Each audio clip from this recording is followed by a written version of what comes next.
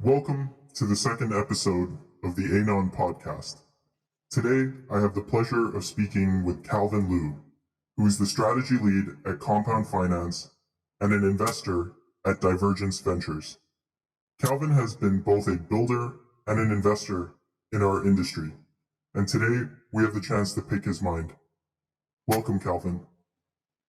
Hey, thanks for having me. It's great to be here. Thanks a ton for being on. It's probable that most people listening to this podcast know you from your success at Compound. But I'm sort of curious what your professional life was like before Compound, and even before crypto for that matter. As I understand, you've spent a few years working in San Francisco. So I'm curious what drew you to that city? What did you learn while living in that city? Yeah, sure. I actually grew up in the Bay Area in Palo Alto, not far from San Francisco, although I rarely came to San Francisco until after college. I went to college on the East Coast in New York and pretty quickly discovered like East Coast winters and was basically committed to coming back to California for the rest of my life. So came back to San Francisco right after college, which was 2009. Started my career in investment banking in technology mergers and acquisitions as kind of as an analyst. So sort of like a presentation and spreadsheet monkey for a couple of years. Um, and after investment banking, I worked for a consulting firm called Promontory here in San Francisco. I joined because they advise financial services companies like banks and fintech startups on regulatory issues. And this was in 2011, so it was coming after I think the huge financial crisis and Occupy Wall Street, things like that. So I was really drawn towards the ability to make change, kind of positive change in a big way that impacted a lot of people. And that's how I ended up in this firm that advised banks on regulatory issues. That's actually where I ended up discovering crypto because we had as clients in 2013 Coinbase, Ripple, Kraken, Bitstamp, Andreessen, Ribbit, a lot of folks pretty early on in Bitcoin's life. And that's the first time I discovered crypto. Well, first I gotta say I completely feel the sentiment around the weather. California's weather is absolutely incredible. There's nowhere else on earth like that. Talking about a career in financial services, you know, financial services, it sort of gets a bad rap, maybe in our industry, as people like to call it, traditional finance. Do you think there's some aspect of the traditional finance culture that uh, has helped you adapt to cryptocurrency and the crypto industry's, you know, work-life balance, so to speak, with a kind of 24/7 market that's running? How do you feel traditional finance has prepared you for our industry? Yeah, yeah. Yeah, that's a really interesting question. So, I guess to like back up from it a little bit. In college, I studied economics and philosophy. I originally went to college to study psychology and philosophy, and my motivations were I thought psychology would help me sort of understand human behavior, and then philosophy would sort of help me understand like what is an ideal way to like organize humans, basically, or like organize incentives and principles. Basically, how should we as humans or society act? I actually decided I didn't like psychology. I thought it was like, um, and this was like after taking two psychology classes. I thought it was the practice of sort of just observing things and giving them names. And I decided to switch to economics, which I actually thought of as if you think of philosophy as like what should we care about and how should we organize people and society, then I thought of economics as like philosophy. If you already decided that that what you care about most is money, And that pretty naturally led me into finance and investment banking. It was, as a 21, 22-year-old kid who doesn't know anything about the world or different careers, it was seen as like kind of the top job you could get in finance post college. I already kind of described it previously as being a spreadsheet and presentation monkey, but in reality, like uh, the skills I developed on that job were unbelievably useful back then and even till today. You learn how to make presentations, means you learn how to tell a story about a company or about an industry. You learn how to use spreadsheets, means you learn how to analyze things quantitatively. So I still think of myself as pretty analytical and pretty good at sort of crafting a story when presenting an idea or a company or an industry. And then beyond that, it was just as a 22 to 24-year old, it was just a wake up call of what it actually means to work hard and how hard can you possibly work. So, people talk about investment banking as um, analysts working 80 to 120 hours a week, and that's completely accurate. I remember my very first week on the job, I worked 115 hours. You basically just work 9 a.m. to 2 a.m., 6 days a week, and then half the day Sunday for like 2 years. And that's just great because at the beginning of my career, I kind of learned like, okay, what does it mean to work hard? It doesn't mean to cram for a week for an exam or write a paper. It really means to work like 120 hours a week, and that's been really helpful So till today I as guess what well. you're saying is it's the work ethic more than anything else that you took away, along with the analytical skills, of course. Speaking of work ethic, I think a lot of people would say that today is Yeah, one of the most yeah, interesting times in crypto, but personally, I like to think that one of the most interesting times in crypto was the 2 year period from 2018 to 2020, where a lot of the companies that we see today really got formed, or at least had to live long enough to see their day in the sunshine, so to speak. So, what was it like for you, sort of coming out of this transition from a traditional finance career into crypto? As I recall, Compound was started in the depths of the bear market in 2018. What was it like basically entering an industry yeah. which almost everyone else said was dead? Hmm. Well, yeah, it's almost given how far we've come since then. It's almost hard to remember what it was like back in those days. Sometimes I'm like, amazed at the like the conviction that the team had and I had around what we were building so early on when it was impossible to see so far into the future.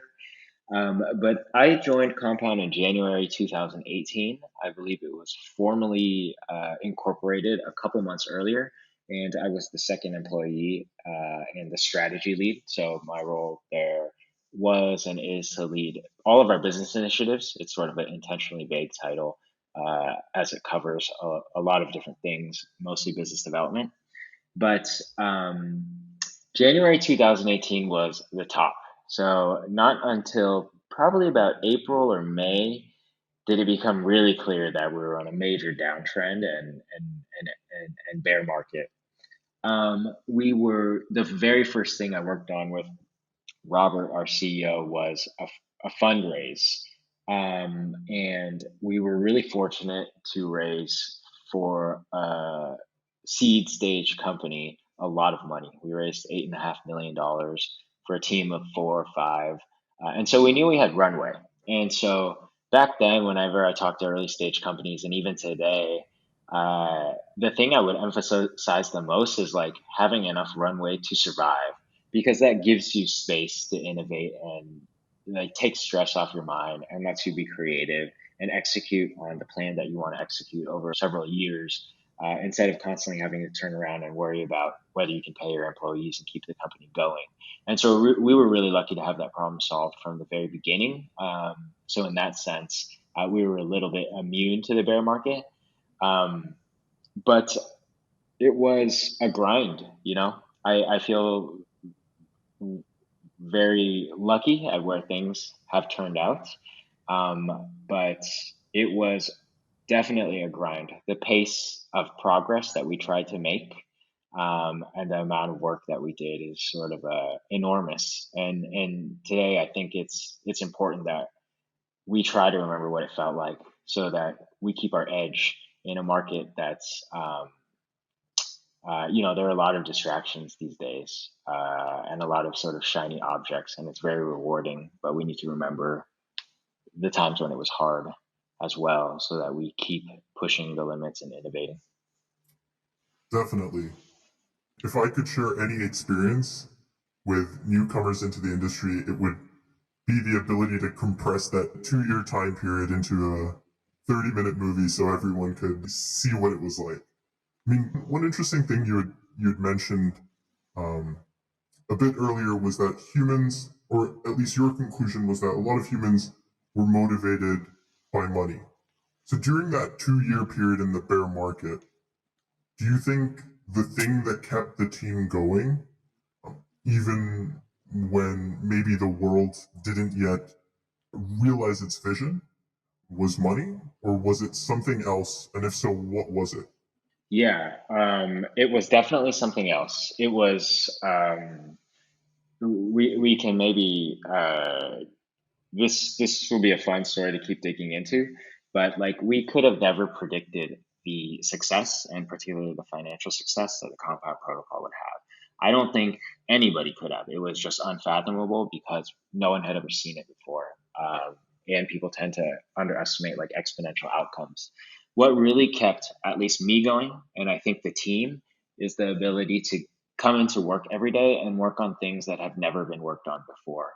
So Compound as a project and a protocol and a company, I think have done so many firsts. Like every day walking in, if we wanted to pitch somebody on using Compound and why it was useful and interesting, we're telling a story that's never been told before.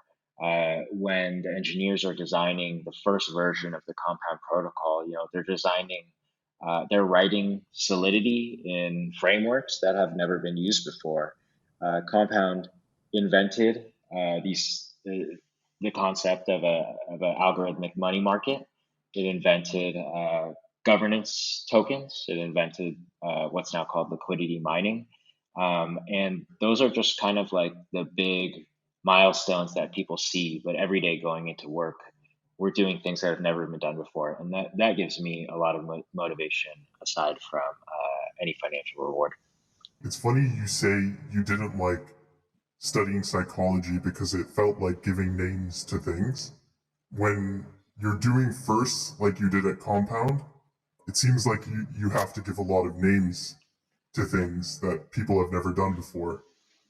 I thought that was an interesting kind of parallel across just the different points in your life. Yeah, I actually think that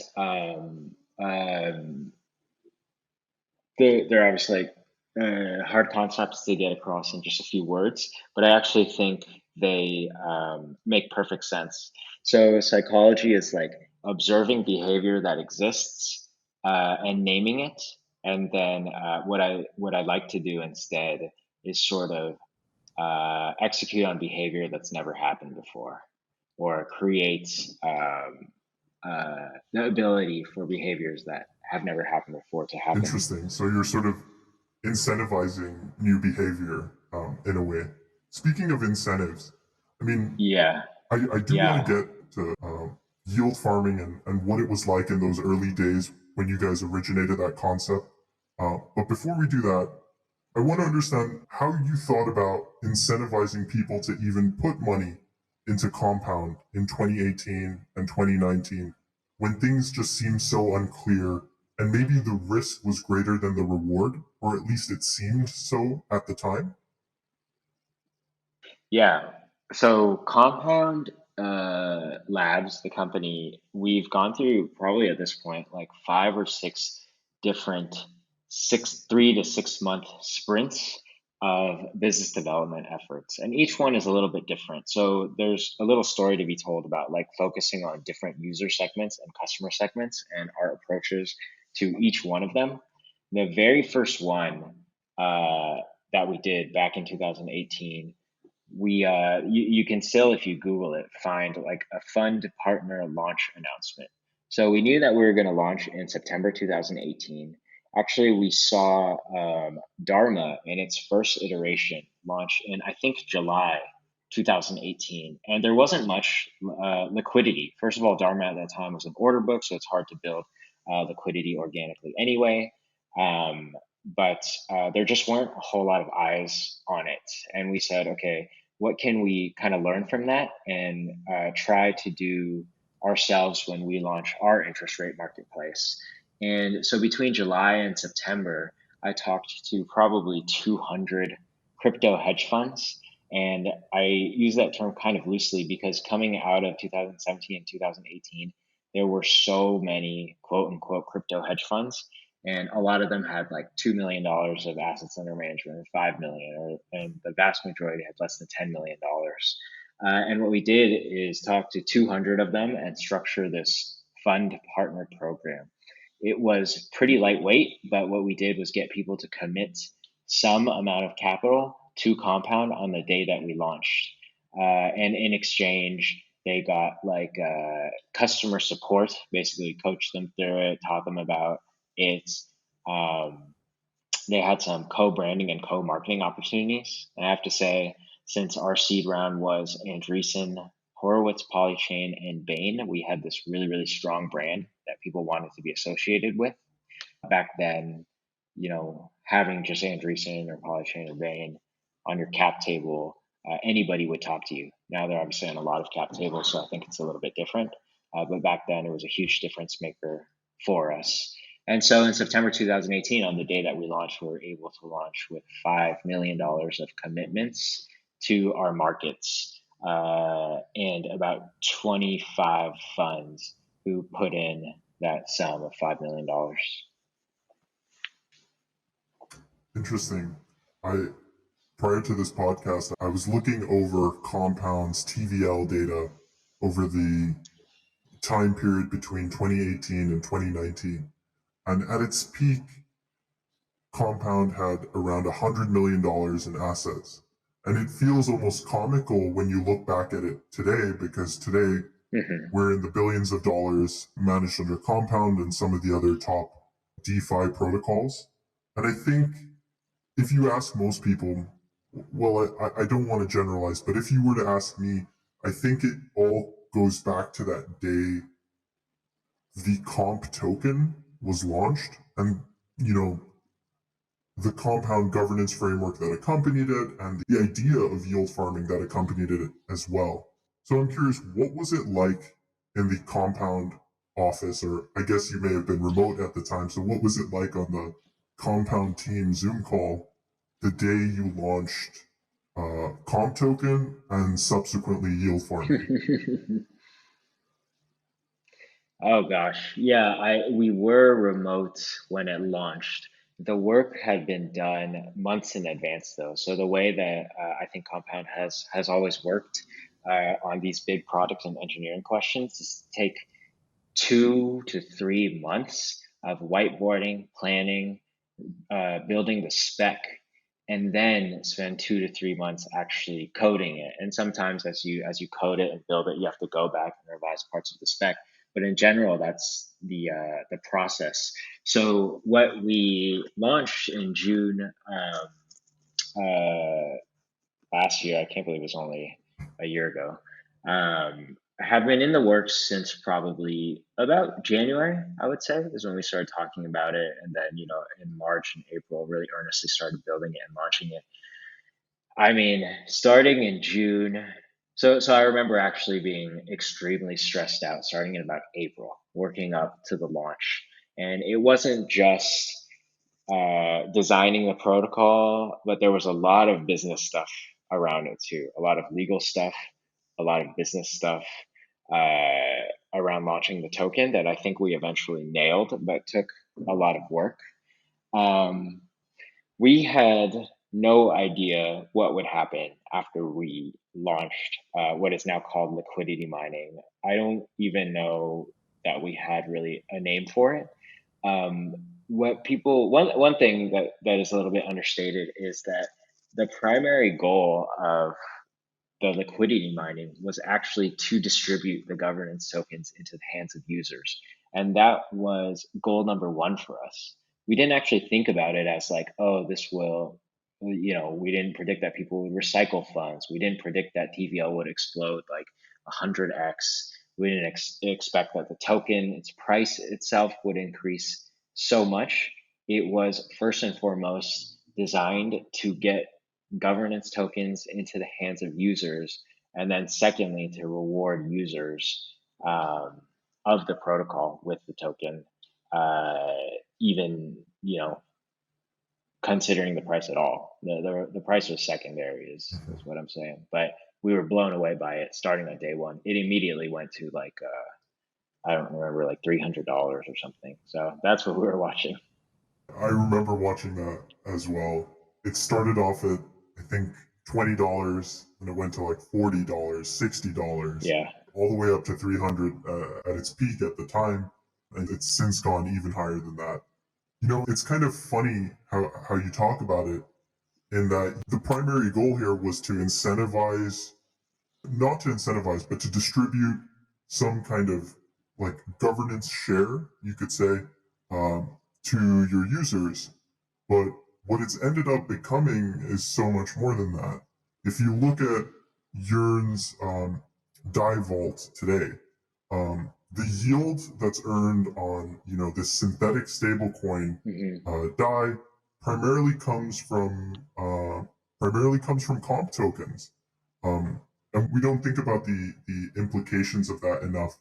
But just to dive a bit into that actual, like the months leading up to that launch, was there anyone in the team who you want to give a particular shout out to, who saw it coming, so to speak, or who actually thought it could be, as big as it's manifested today, or was everyone sort of caught by surprise?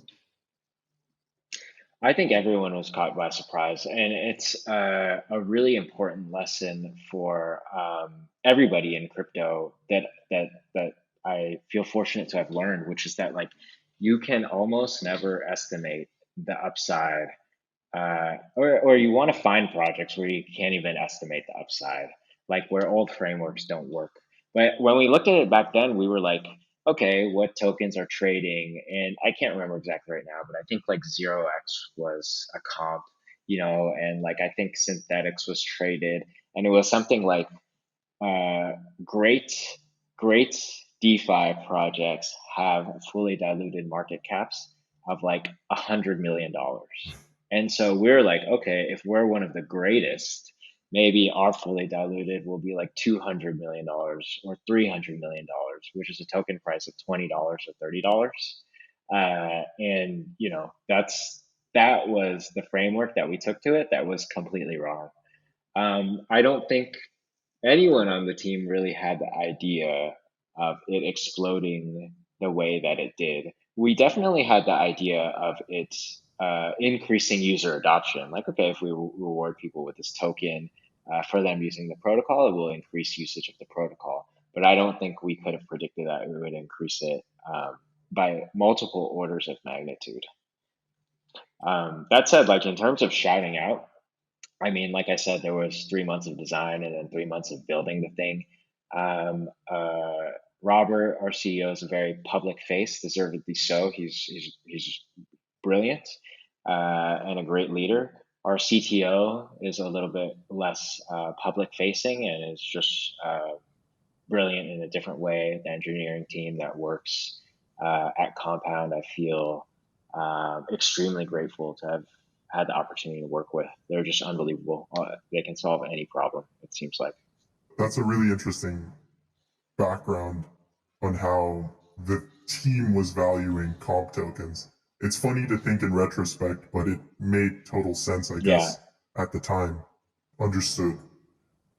Yeah. And I will say, like, one of the, it's a little bit harder than you might think to answer your question because um, it was very explicitly made from a legal and regulatory approach perspective that we should not ever think about the token as like a priced thing. Like it really, and that goes back to me talking about it as primarily a governance right.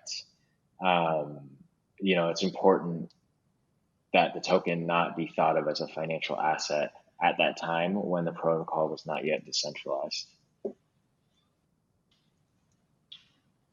So, one of the things a lot of people experience in these rapid changing industries, or even in rapidly changing lives of people, is that particular moment where it all clicks and they realize things have in fact changed and things are in fact different now. You can take famous people and they say, "Hey, when I started getting recognized on the streets, I realized things were different now."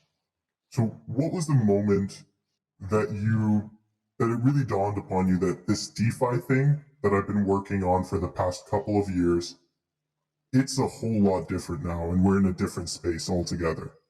What was that moment?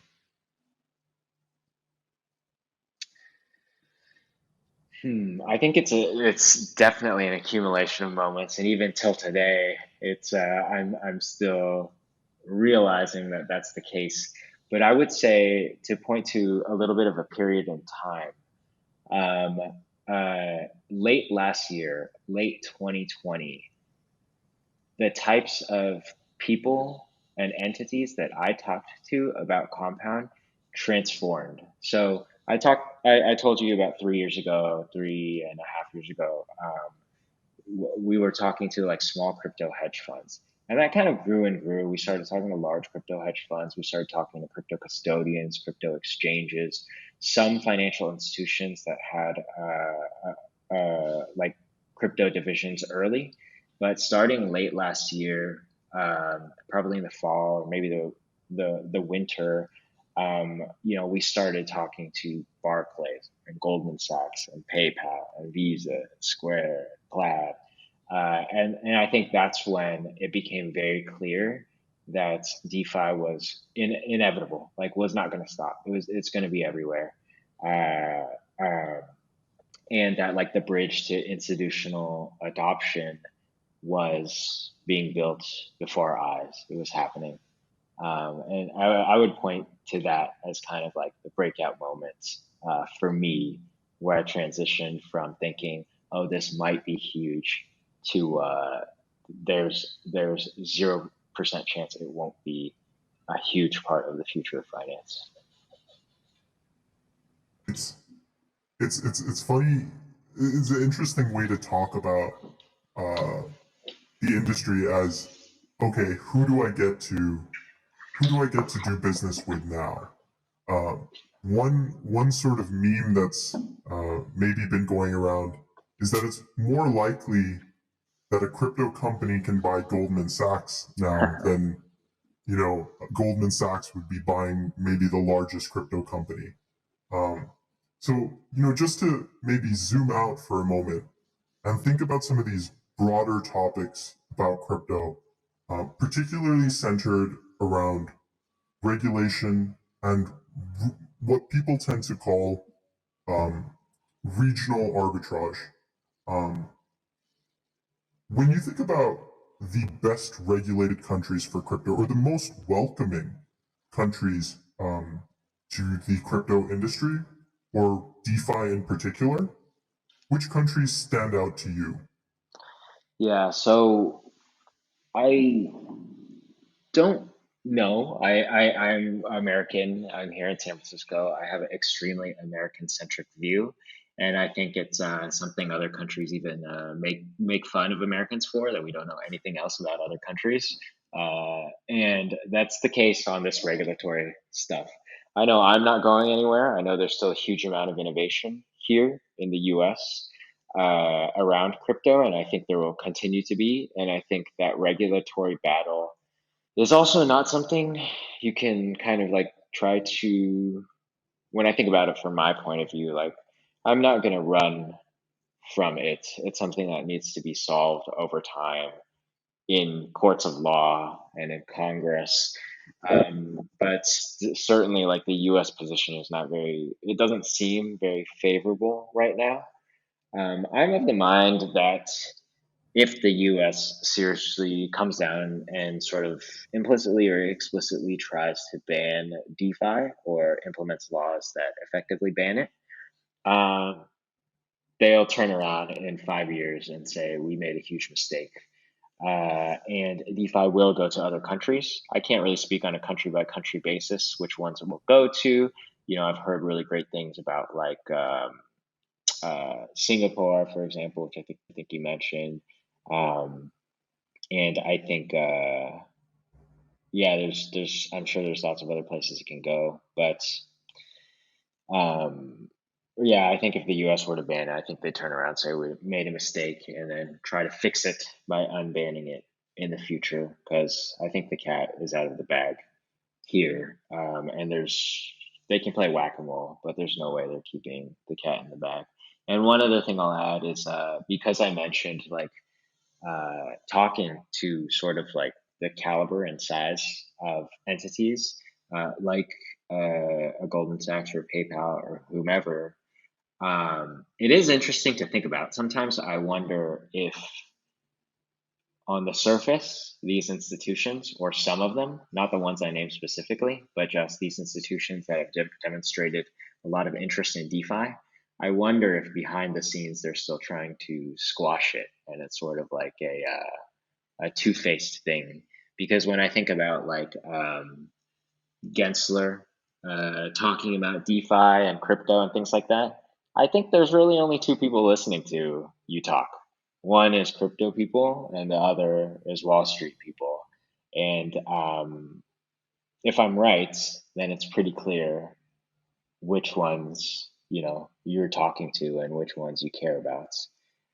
So sometimes I wonder if there's some behind the scenes where like large financial institutions say they're interested in DeFi, but in reality they're still trying to squash it.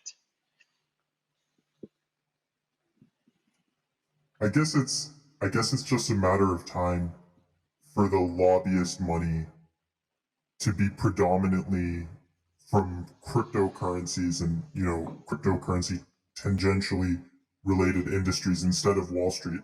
And then once you sort of observe that shift, um, maybe the financial incentives of the regulators will also begin to shift. It's funny. There's a lot of criticism, maybe particularly on Twitter, and maybe it's only on Twitter. I don't know, but a lot of criticism against how uh, American regulators are dealing with the most, or have dealt with the most recent cryptocurrency bill.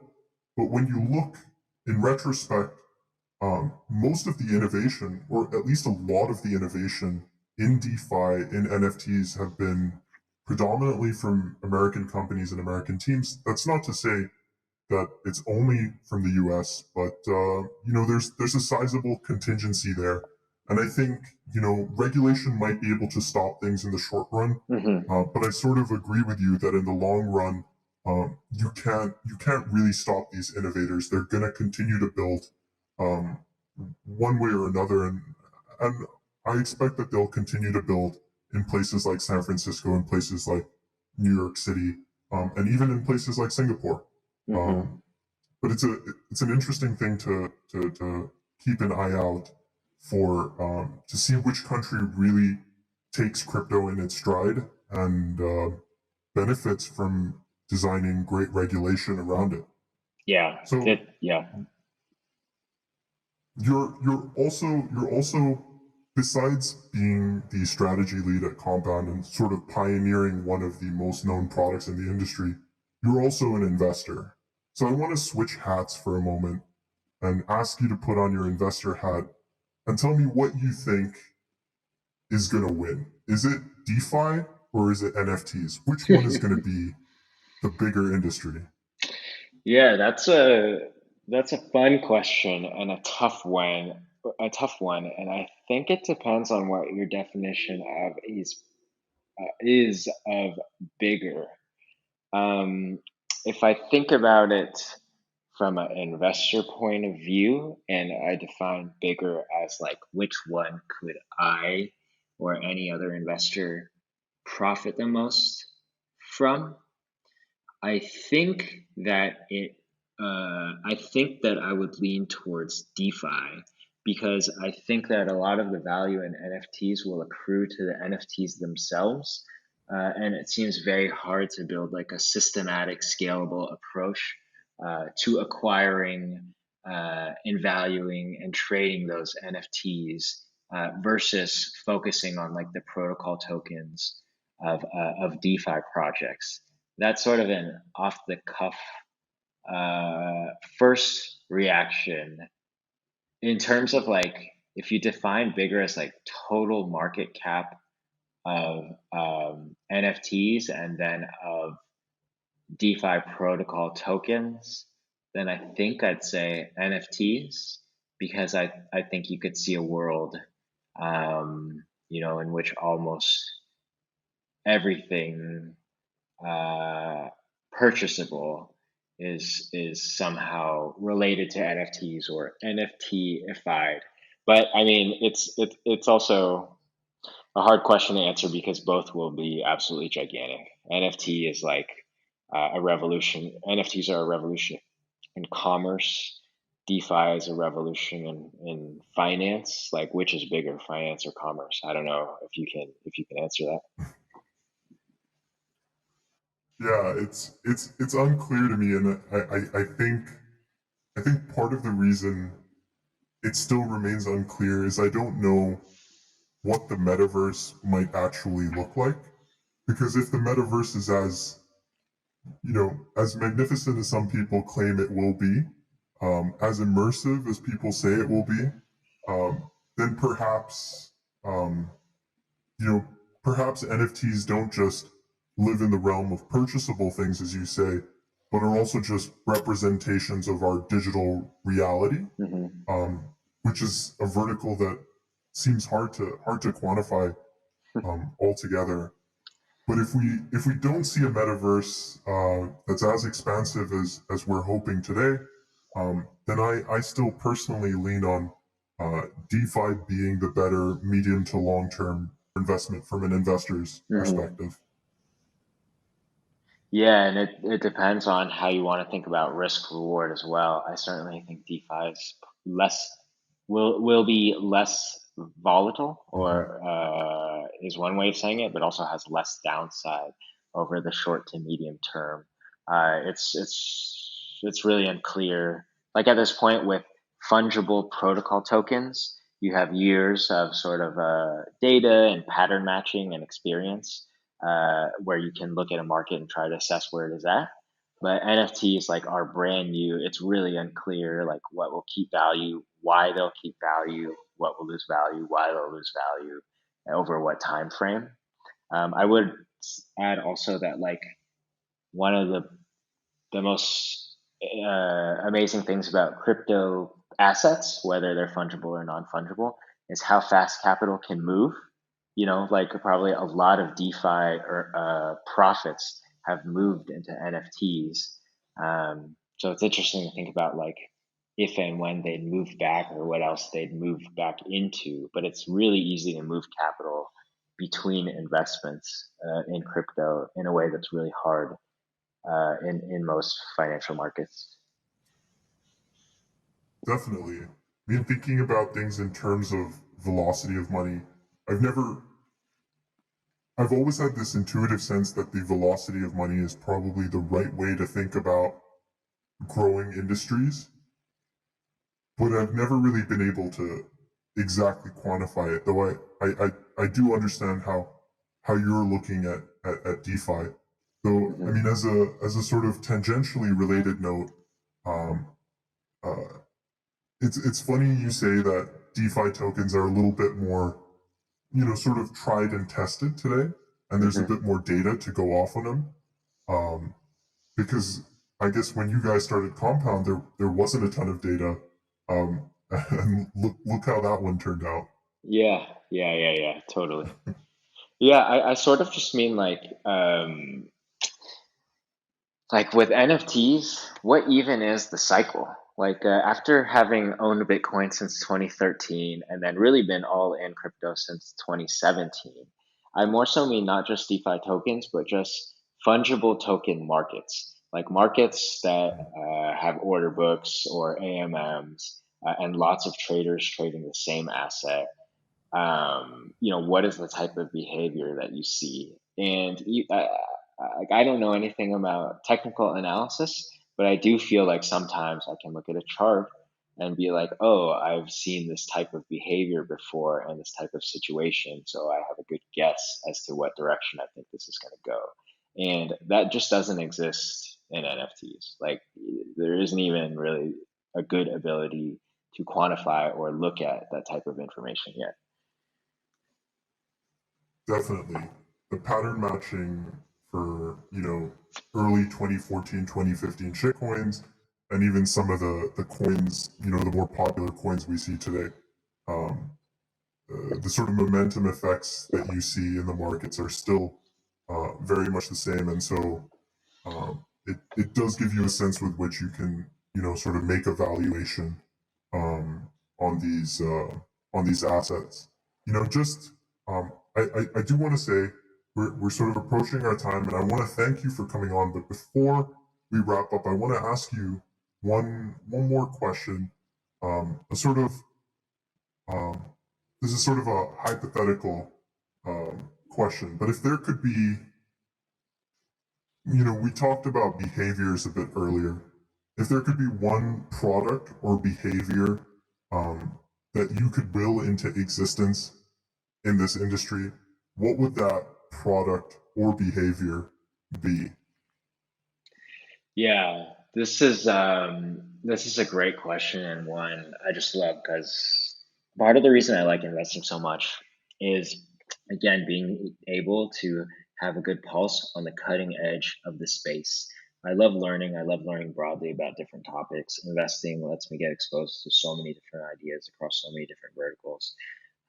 So I kind of have like a bunch of answers here. If that's all right, I'll just kind of like rattle off some of the things that come to mind. Um, so on NFTs, and I have kind of different ideas for different verticals. So for NFTs, I think curation is a really interesting problem. It's really hard because historically, curation I think has always been very hard to quantify. It's kind of subjective. It's like an art more than a science. But I think now that there's things are on blockchains, you have so much more data around curation that I think projects might be able to start to quantify what curation means and what the value of it is. So, like an early experiment I've seen here is JPEG, JPG, not space. I think if they succeed, building a curation protocol has a huge moat and can be super valuable.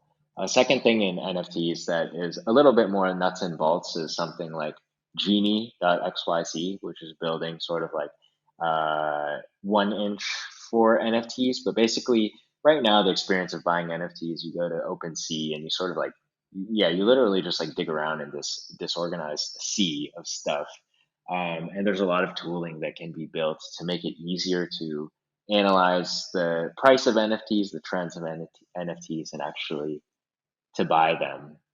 Um, in and if I can just continue in DAOs, this is something that I've talked about a little bit before, but I think DAOs are still very, very nascent. Like it's obviously they're a very compelling idea, but right now they're basically just closed clubs of people that chat on Discord. And a really high level way of putting what I want to see is I'm not convinced yet that most DAOs, the whole is much better than the sum of its parts. Like if you have 100 people in a DAO, what can you do that couldn't be done before? And I think the answer here is going to require like tooling and technology that allows people to co-create things together as groups of people with um, inputs from all 100 people. And so that's pretty vague, but one metaphor I think of is like generative art is blowing up. right? It takes like inputs, like Mhm. on-chain inputs or human inputs, and it generates these beautiful pieces of art. So like, is that a good analogy for what you could do if you took like the inputs of 100 people to output something really unique, that sort of like represents those 100 people? And so I want to see DAOs actually be able to like kind of on-chain and programmatically create things together. Maybe it's art, maybe it's writing, like Mirror and Write Race. I think they might have some experiments in that regard. Maybe it's like gaming, like I don't know, will there be like a Roblox type of thing in crypto that people could make together? Um, I don't know. So, and I guess just like one more, which doesn't fit as neatly into these buckets of like NFTs and DAOs, is the investing landscape. I think will change a lot. So what we do at Divergence, a lot of people would call VC or venture capital, although I think we're way more experimental and open-minded than most traditional venture capital firms. We've done things like buy one of the rarest Meebits and fractionalize it and airdrop it to Meebits DAO. We just use all the wildest products that we either invest in or think are interesting. Um, but I think that VCs should be on their way out. Like it's mind blowing if you step back and think about the ability for like Anons on crypto Twitter to essentially co-invest with Paradigm, everywhere. There was all this news yesterday of like Paradigm maybe buying parallel cards.